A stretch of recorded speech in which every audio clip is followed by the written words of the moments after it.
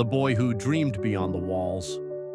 In a small town where red dust clung to every window and dreams often got trapped inside people's chests, lived a boy named Chike.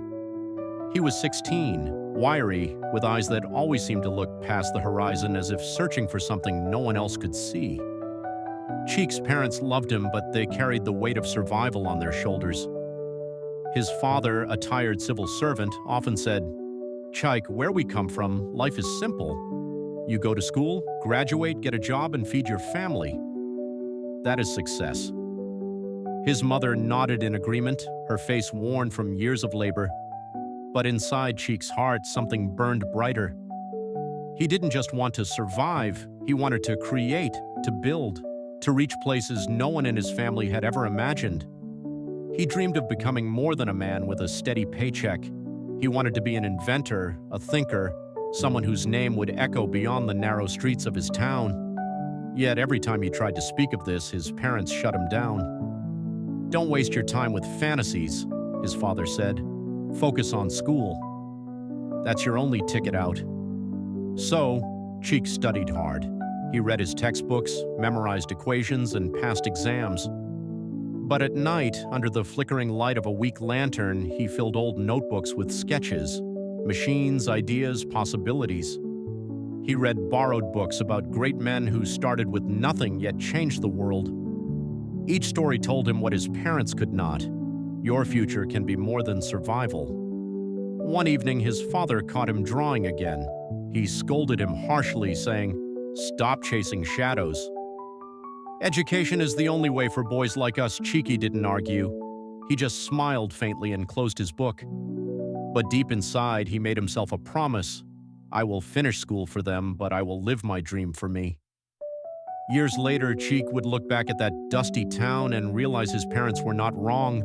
They only spoke from fear, from the limits life had forced upon them. But he was different. He carried a dream too big for those walls to contain. And so Chike pressed forward, not to abandon his family's hopes, but to prove that sometimes the greatest gift a child can give to those who doubt it is to show them that dreams, no matter how impossible, can grow wings. Years passed. Chike obeyed his parents' wishes. He finished school, passed his exams, and even went to the city for further studies. But even while sitting in lecture halls, he never stopped sketching.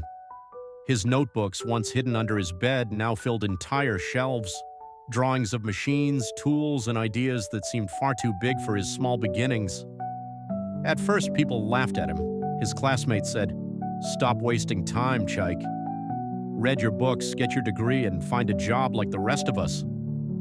His lecturers shook their heads whenever he spoke about innovation, but Chike had learned long ago to smile quietly and keep going.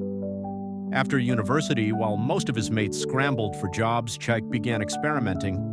He took on odd jobs in the day and used the money to buy scraps of metal at night.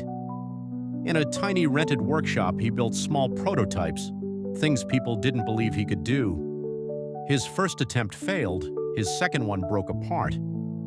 But on his third trial, something worked. A small machine he built to process grains faster caught the attention of local farmers. From there, his path opened. One invention led to another. Farmers began to trust his work. Investors noticed him. Slowly, his name grew.